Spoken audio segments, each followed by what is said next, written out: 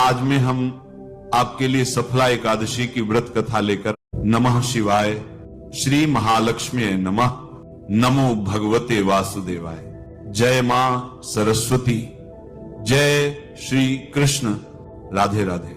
पौष मास कृष्ण पक्ष सफला एकादशी की ढेरों शुभकामनाएं। आज हम बात करेंगे कि जो आने वाली एकादशी है वह किस दिन है, व्रत किस दिन किया जाएगा, 14 तारीख को करें या 15 तारीख को करें, सूर्य के मुख से एकादशी किस दिन है, द्वादशी युक्त जो श्रेष्ठ व्रत होता है वह किस दिन है, इस एकादशी का व्रत करना क्यों चाहिए, कैसे करना चाहिए। आप जानते हैं यह एकादशी 5000 वर्ष तक लगातार तप करने से जो फल मिलता है वह एक अकेली इस एकादशी के करने से मिल जाता है। जो भी दर्शक हमारी सनातन धर्म की वीडियो पहली बार देख रहे हैं उनसे निवेदन है, अपना धर्म चैनल को सब्सक्राइब जरूर कर लें। इससे मुझे भी पता चलता है कि आप हमारी बातों को सुनते और पसंद करते हैं और मैं आपके लिए और भी सुंदर धर्म संबंधित वीडियो लाता रहूं। तो चलिए शुरू करते हैं। पौष की जो आने वाली एकादशी है ना, इसका नाम है सफला एकादशी। यह आपके जीवन में अनेकों प्रकार की सफलता लेकर आती है, यह आपके जीवन में अनेकों प्रकार के पुण्य फल लेकर आती है। अगर आप इसका व्रत करते हैं तो यह एकादशी आपके जीवन के सभी संकटों का नाश कर देती है। आज में हम आपके लिए सफला एकादशी की व्रत कथा लेकर आए हैं। एक समय की बात है जब महाराज युधिष्ठिर भगवान श्री कृष्ण से अत्यंत महत्वपूर्ण प्रश्न पूछते हैं, जनार्दन, पौष मास के कृष्ण पक्ष में कौन सी एकादशी आती है और किस प्रकार इसका पालन करना चाहिए, कृपा इस बारे में मुझे बताएं। युधिष्ठिर महाराज की बात सुनकर भगवान केशव बोले, हे धर्मराज, पौष मास के कृष्ण पक्ष में आने वाली एकादशी का नाम सफला एकादशी है। इस एकादशी के दिन भक्तों को भगवान नारायण के विग्रह की पूजा अर्चना करनी चाहिए। मैं आपको सफला एकादशी की पौराणिक कथा सुनाता हूं, ध्यानपूर्वक सुनिए। एक समय चंपावती नाम की एक सुंदर नगरी थी जहां महिष्मत नामक अत्यंत पराक्रमी और धर्मनिष्ठ राजा राज्य करते थे। उनके 4 पुत्र थे। रील्स देखने में दिन के कितने घंटे चले जाते हैं? 4, 5। राजा का सबसे ज्येष्ठ पुत्र लुम्पक सदैव पाप कर्मों में लिप्त रहता था। स्त्री दुराचार, जुआ खेलना, ब्राह्मण और शास्त्रों का अपमान करना, वैष्णव की निंदा करना उसके लिए सामान्य कार्य थे। उसके इन पाप कर्मों का असर राज्य पर पड़ने लगा। एक दिन राजा महिष्मत ने उसे अपने राज्य से निष्कासित कर दिया। लुम्पक राज्य के बाहर के एक जंगल में रहने लगा, लेकिन अभी भी उसकी पाप में प्रवृत्ति में कोई कमी नहीं आई। वह दिन में जंगल के प्राणियों का शिकार करता और उनके मांस का भक्षण करता था और रात्रि के समय नगर में जाकर लूटपाट करता था। अनेक बार लोगों ने उसे चोरी और लूटपाट करते पकड़ा भी था, लेकिन लुम्पक के पाप कर्मों का अंत नहीं हुआ। वह जंगल में एक अति प्राचीन विशाल भगवान श्री हरि के प्रिय पीपल के पेड़ के नीचे रहता था। इस प्रकार काफी समय बीत गया। आखिरकार उसके जीवन के परिवर्तन का समय आ ही गया। एक दिन सहसा की ठंड के कारण वह सारी रात सो नहीं पाया। शीतलहरों से बचने के लिए उसके पास पर्याप्त वस्त्र नहीं थे। पौष कृष्ण पक्ष की दशमी के दिन वह सारी रात जागता रहा। ठंड की वजह से उसका शरीर शिथिल हो गया और वह मूर्छित हो गया। अगले दिन एकादशी के मध्याह्न के सूर्य की गर्मी पाकर उसकी मूर्छा दूर हुई। गिरता पड़ता वह भोजन की तलाश में निकला।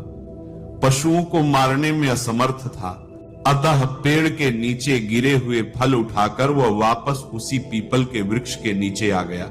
उस समय तक सूर्यास्त हो चुका था। इस असहाय स्थिति में अपने पूर्व जन्म के कर्मों के कारण उसने भगवान नारायण को याद किया और कहने लगा, हे प्रभु, मेरी क्या स्थिति हो गई है, अब ये फल आप ही को अर्पण है, इन फलों से आप ही तृप्त हो जाइए। उस रात्रि भी ठंड के कारण वह सारी रात जागता रहा और भगवान का स्मरण करता रहा। इस प्रकार अन्न जाने में उसका एकादशी के व्रत का पालन हो गया। अन्न जाने में की गई इस तपस्या से भगवान प्रसन्न हो गए। अगले दिन सूर्य उदय होते ही एक सफेद तेजस्वी घोड़ा लुम्पक के पास आकर खड़ा हो गया। उसी क्षण एक आकाशवाणी हुई, हे वत्स, ये घोड़ा तुम्हारे लिए आया है। भगवान नारायण की असीम कृपा और सफल एकादशी का नियम पूर्वक पालन करने के कारण तुम्हारे समस्त पाप नष्ट हो गए। अब तुम इस घोड़े पर सवार होकर अपने पिता के पास अपने नगर में वापस चले जाओ। तुम्हारा राज्य तुम्हें वापस पाप नष्ट हो गए मिल जाएगा। ऐसी आकाशवाणी सुनकर वह गदगद हो गया। सफल एकादशी से अर्जित पुण्य फल के कारण उसका शरीर पुनः कांतिमान हो गया। उसी क्षण वह अपने राज्य को वापस आया और अपने पिता से क्षमा याचना करने लगा और उन्हें सारा वृतांत सुनाया। उसके पिता ने जब उसे समस्त सद्गुणों से युक्त देखा तो वह अत्यंत प्रसन्न हुए और लुम्पक को राज्य का कार्यभार संभाला कर वह वन को तपस्या के लिए चले गए। इस प्रकार लुम्पक ने अपने राजकुमार होने के सभी दायित्वों को निभाया। अपने पिता के पदचिन्हों का अनुसरण करते हुए वह अपने देह को त्यागने के बाद वैकुंठ लोक को प्राप्त हुआ। कथा समाप्त करते हुए भगवान श्री कृष्ण कहते हैं, हे राजन, जो व्यक्ति सफला एकादशी की इस कथा का श्रवण या पाठन करते हैं उन्हें राजसूय यज्ञ का पुण्य फल प्राप्त होता है। उनके समस्त कष्ट नष्ट हो जाते हैं और अंत में वैकुंठ को वे प्राप्त करते हैं। जय श्री हरि विष्णु। भगवान कृष्ण कहते हैं कि जो इस एकादशी का व्रत करता है उसके सभी पाप नष्ट हो जाते हैं और उसे सुख, संपत्ति, धन सब कुछ जीवन में प्राप्त होता है और अंत समय आने पर वह भगवान के धाम को प्राप्त करता है। यह महिमा है इस आने वाली एकादशी, सफला एकादशी की। कहते हैं कि इस एकादशी का व्रत 5000 वर्ष तक तप करने से जो फल मिलता है उतना फल यह एकादशी का व्रत दे देता है। तो इसीलिए इस एकादशी का व्रत आपको अवश्य ही करना चाहिए। यह भगवान विष्णु को प्रिय एकादशी है। भगवान कहते हैं कि मैं बड़े से बड़े दान से प्रसन्न नहीं होता जितना मैं एकादशी के व्रत से होता हूं। तो अब बात करते हैं कि इस एकादशी का व्रत आपने करना कैसे है, क्या नियम है, पूजा की विधि क्या रहेगी, फिर आपको बताएंगे कि ये एकादशी है कब और व्रत करना कब है। एकादशी के जो व्रत के नियम है ना वह दशमी तिथि से ही आरंभ हो जाते हैं। व्रत के एक दिन पहले ही आपने कुछ वस्तुओं का त्याग करना होता है। उनमें प्रमुख रूप से है तामसिक वस्तुओं का त्याग। तामसिक वस्तुओं में आते हैं लहसुन, प्याज तो है ही, जो आप कॉफी पीते हैं, चाय पीते हैं, ये भी उसी में आती है। ये एक प्रकार का नशा ही तो है। तो लहसुन, प्याज आदि का त्याग एक दिन पूर्व ही आपने कर देना है। व्रत वाले लोग पूछते हैं चाय पी सकते हैं क्या? देखो, पीनी तो नहीं चाहिए। चाय क्या है? एक मादक पदार्थ है और हम जो एकादशी कर रहे हैं ये हम भगवान की भक्ति कर रहे हैं। इन सब चीजों से दूर रहने के लिए, व्यसनों से दूर रहना ही तो एकादशी व्रत है। व्यसनों से दूर रहना ही तो व्रत कहलाता है। और जब हम व्यसन में ही पड़ गए तो फिर काहे का व्रत जी। तो एक दिन पूर्व ही लहसुन, प्याज आदि का त्याग है। कुछ लोग जो मांस मदिरा का सेवन करते हैं लेकिन वह एकादशी का व्रत भी करते हैं तो वह लोग भी एक दिन पहले ही इसको छोड़ देंगे।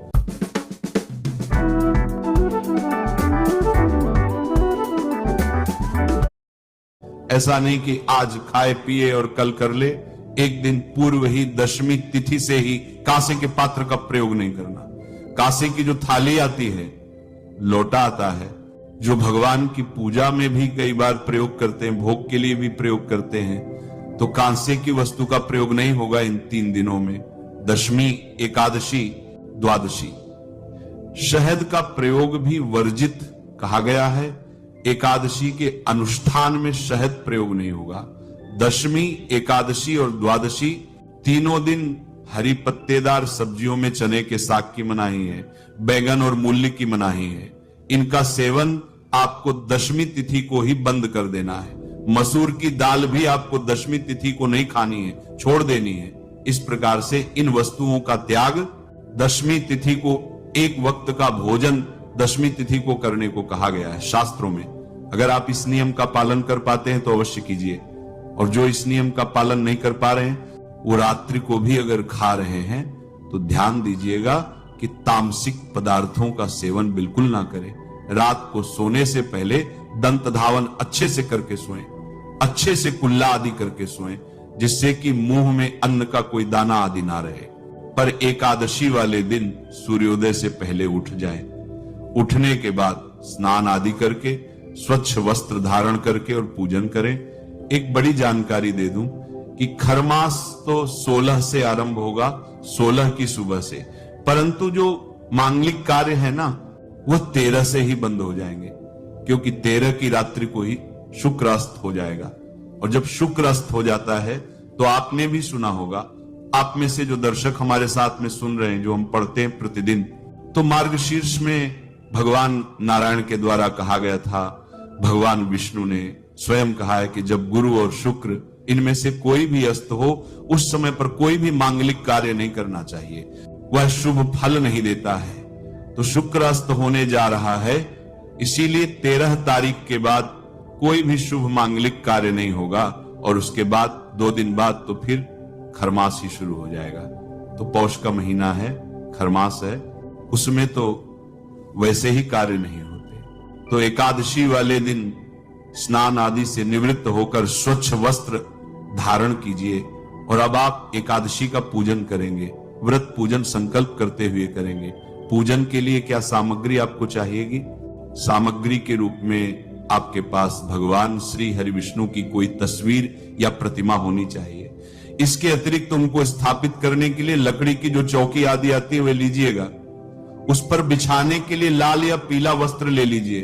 रोली, मोली, पान, सुपारी, लौंग, इलायची, धूप, दीप, नैवेद्य, पुष्प की माला, इत्र और जनेऊ, ये वो सामग्री है जो आपको लेनी है। ये सारी एकत्र कीजिए। एकत्र करके आसन लगा के बैठ जाइए। एक लोटा लीजिए तांबे का, उसमें पहले थोड़ा सा गंगा जल भरिए, फिर शुद्ध जल भरिए। ये जो भी सामग्री आपने रखी है, जो स्थान है जहां बैठकर आपने पूजन करना है, भगवान का जहां चौकी लगानी है, उस स्थान पर और सामग्री पर फूल के द्वारा जल के छींटे दीजिए। लोटे में जो जल भरा है ना, उससे जल के छींटे दीजिएगा, छार कहकर प्रकार से जल के छींटे देकर आपने स्थान को शुद्ध किया, पवित्र किया। अब आप चौकी को बिछाइए। चौकी पर लाल रंग का जो वस्त्र है, पीले रंग का वस्त्र है, उसको बिछाइए।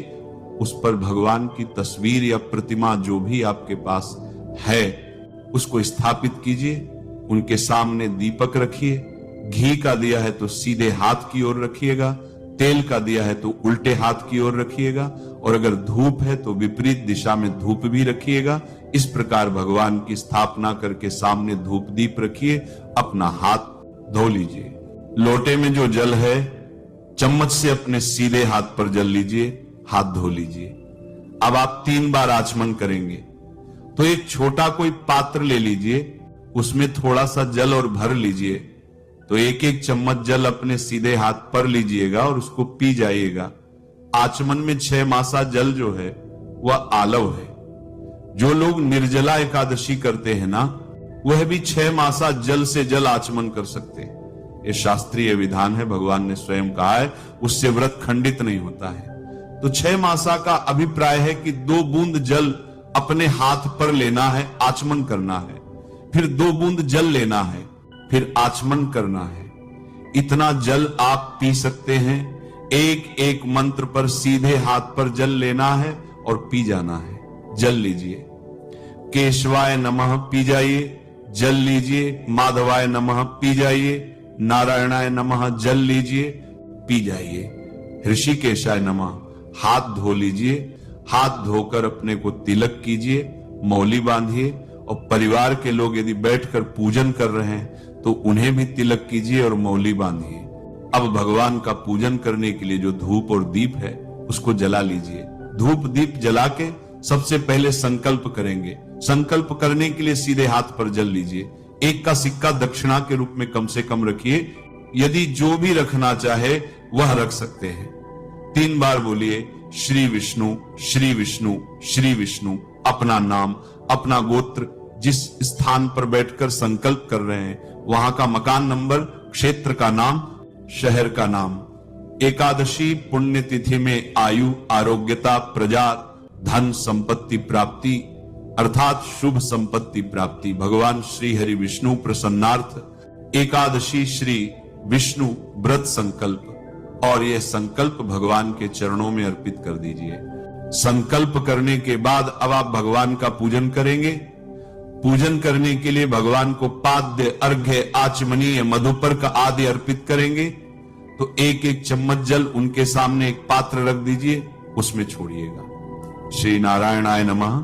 एकादशी व्रत श्री हरि विष्णु को पाद्य 1 चम्मच जल अर्पित कीजिए, अर्घ्य के रूप में 1 चम्मच जल अर्पित कीजिए, आचमनीय के रूप में 1 चम्मच जल अर्पित कीजिए, मधुपर्क के रूप में 1 चम्मच जल अर्पित कीजिए। अर्पित करके अब भगवान को स्नान कराएंगे। तो जो आज से ही डेली इंग्लिश प्रैक्टिस करेगा ना, वो BMW में घूमेगा, और जो नहीं करेगा वो टेम्पो चलाएगा। फूल से भगवान को जल के छींटे दीजिए, और जिनके पास प्रतिमा है ना, वह शंख से भगवान को स्नान कराइए। शंख में जल भरिए और भगवान को स्नान कराइए। प्रेम से भगवान को अगर आप शंख से स्नान करा रहे हैं तो ये मंत्र बोलते हुए स्नान कराइए। अब पंचामृत से स्नान कराएंगे। पंचामृत में शहद का प्रयोग नहीं होगा। कच्चा दूध, दही, घी, शहद के स्थान पर गंगाजल और शक्कर पंचामृत बनाइए। जो तस्वीर पर पूजन कर रहे हैं वह फूल पर लगा लीजिए और अर्पित कीजिए भगवान को। नारायणाय नमः पंचामृत स्नान, शुद्ध जल से स्नान कराइए। तस्वीर है तो छींटे दीजिए जल के फूल के माध्यम से, और प्रतिमा है तो आप शंख में जल भरिए और स्नान कराइए। नारायणाय नमः, श्री नारायणाय नमः, श्री नारायणाय नमो नमः। स्नान शुद्ध जल समर्पित कीजिए। स्नान कराने के बाद भगवान को वस्त्र अर्पित करेंगे। वस्त्र के रूप में मौली का टुकड़ा तोड़िए और वह अर्पित कीजिए। जनेऊ लीजिए, जनेऊ पर रोली का तिलक कर लीजिए, जनेऊ अर्पित कर दीजिए। जनेऊ अर्पित करने के बाद भगवान को तिलक करेंगे। रोली चंदन का तिलक करेंगे भगवान को। तिलक करके इत्र अर्पित करेंगे। इत्र को फूल पर लगा लीजिए और भगवान को अर्पित कर दीजिए। इत्र अर्पित करके फूलों की माला है तो माला पहनाइए, अन्यथा पुष्प अर्पित कीजिए। फिर धूप दिखाइए, दीप दिखाइए और नैवेद्य अर्पित कीजिए। नैवेद्य के रूप में फल हो तो फल अर्पित कीजिए, मिठाई है तो मिठाई, अन्यथा मिश्री या बताशे अर्पित कर दीजिएगा। और फिर जल आचमनी के रूप में 1 चम्मच जल भगवान को अर्पित कर दीजिएगा। तांबुलम पूगी फलम। अब तांबुल अर्पित करेंगे। तांबुल क्या होगा कि पान का पत्ता लीजिए, उस पर 2 लौंग, 2 इलायची और 1 सुपारी रखिए, वह तांबुल बनाकर अर्पित कीजिए। या मीठा पान आप बना बनाया लाकर वह भी अर्पित कर सकते हैं।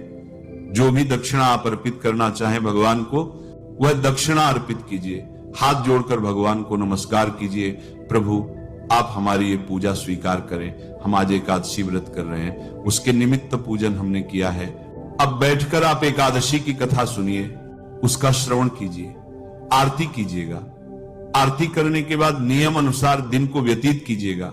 कथा के बाद यदि आप कोई कथा के लिए दक्षिणा आदि अर्पित करें, उस पर आप भेज सकते हैं, या ब्राह्मण